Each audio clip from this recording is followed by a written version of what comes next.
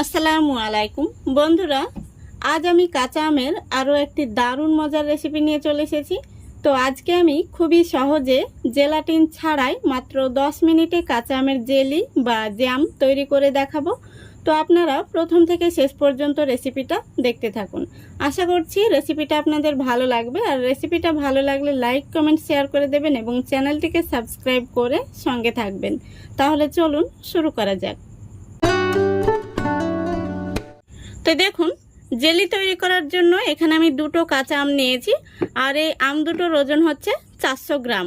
এখন আমি আম দুটোকে খোসা ছিলে খুব ভালো করে কেটে নেব। আম দুটো আমি আগে থেকেই বোটা কেটে খুব ভালো করে ধুয়ে নিয়েছি। তো এখন আমি খুব ভালো করে খোসা ছাড়িয়ে কেটে নেব।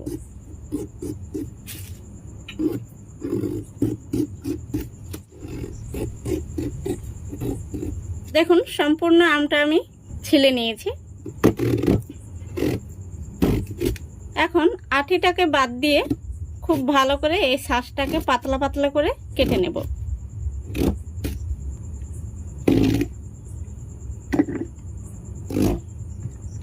এইভাবে আটিটাকে বাদ দিয়ে দিতে হবে। দেখুন, আম দুটো আমি কেটে নিয়েছি। এখন আমি একটি কাচের বাটিতে নিয়ে নিচ্ছি। তারপরে জল দিয়ে খুব ভালো করে ধুয়ে নেব। এইভাবে আমগুলোকে অবশ্যই ধুয়ে নিতে হবে, যাতে আমের যে কষটা রয়েছে কষটা বেরিয়ে যায়।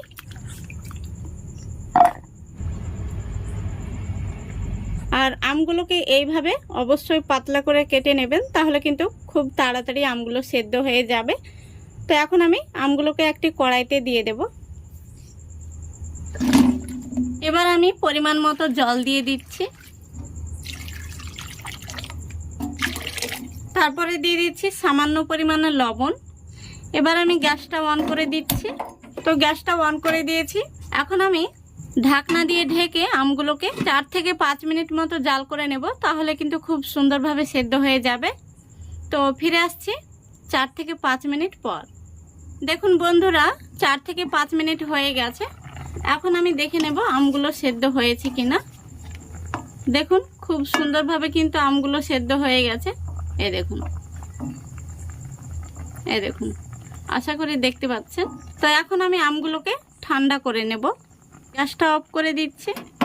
তো গ্যাসটা আমি অফ করে দিয়েছি। আমগুলোকে ঠান্ডা করার পর আমি একটি মিক্সি জারে নিয়ে নেব।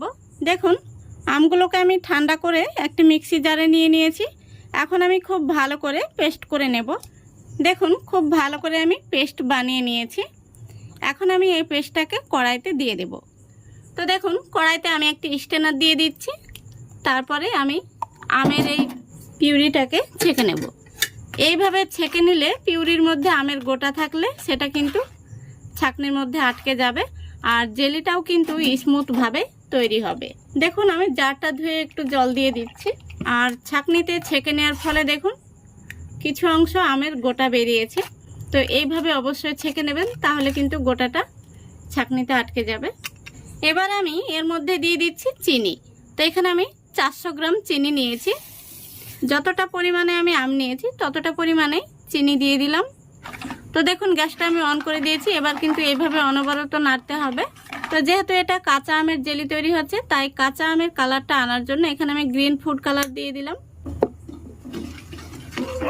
কালারটা দেওয়ার কারণে কিন্তু স্বাদের কোনো পরিবর্তন হবে না, এটা জাস্ট দেখতে সুন্দর লাগবে, সেই জন্য আমি কালারটা দিলাম। আপনারা চাইলে স্কিপ করতে পারেন। দেখুন এবার কত সুন্দর কিন্তু কাঁচা আমের কালার চলে এসেছে। এখন এইভাবে জাল করে নিতে হবে, আর অনবরত কিন্তু নাড়তে হবে মিশ্রণটি ঘন হয়ে আসা পর্যন্ত। তো যতক্ষণ না পর্যন্ত মিশ্রণটি ঘন হয়ে আসছে ততক্ষণ পর্যন্ত এইভাবে জাল করতে হবে আর অনবরত নাড়তে হবে। তো বন্ধুরা, কাঁচা আমের জেলি বানানো কিন্তু একদমই সহজ।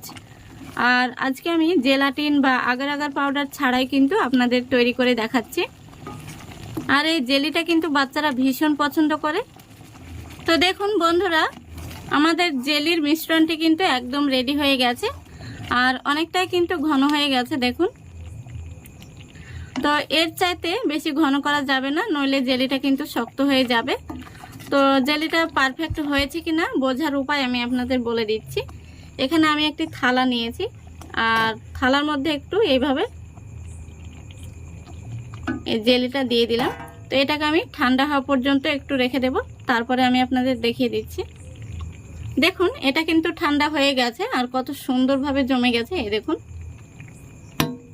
তো এখন আমি জেলিটা নামিয়ে নেব আর গ্যাসটা অফ করে দিচ্ছি। তো এখন আমি জেলিটাকে গরম গরম একটি কাচের বাটির মধ্যে নিয়ে নিচ্ছি। তো বন্ধুরা দেখুন সম্পূর্ণ জেলিটা আমি কাচের বাটির মধ্যে ঢেলে নিয়েছি। তো এখন জেলিটা ঠান্ডা হওয়া পর্যন্ত অপেক্ষা করতে হবে। ঠান্ডা হওয়ার পরে আমি আপনাদের দেখাবো জেলিটা কেমন হয়েছে। তো বন্ধুরা দেখুন জেলিটা পুরোপুরি ঠান্ডা হয়ে গেছে আর জেলিটা জমতে সময় লেগেছে 4 ঘন্টার মতো। জেলিটা কত সুন্দরভাবে জমেছে দেখুন, এই দেখুন। এইভাবে কাট করলেও কিন্তু জেলিটা পড়ছে না, খুবই সুন্দরভাবে জমে গেছে। তো এখন আমি একটি চামচ দিয়ে জেলিটা আপনাদের তুলে দেখিয়ে দিচ্ছি কেমন হয়েছে।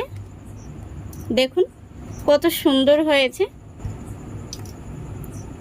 তো বন্ধুরা এইভাবে কিন্তু আপনারা এই কাঁচা আমের জেলি বা জ্যাম তৈরি করে 6 মাস পর্যন্ত কিন্তু সংরক্ষণ করে রাখতে পারবেন। তো আশা করছি আজকের এই রেসিপিটা আপনাদের ভালো লেগেছে। আর ভালো লাগলে অবশ্যই লাইক কমেন্ট শেয়ার করে দেবেন এবং চ্যানেলটিকে সাবস্ক্রাইব করে অল নোটিফিকেশানটি অন করে সঙ্গে থাকবেন। আজকের মতো এখানেই বিদায় নিচ্ছি। সবাই ভালো থাকবেন, সুস্থ থাকবেন। খোদা হাফেজ।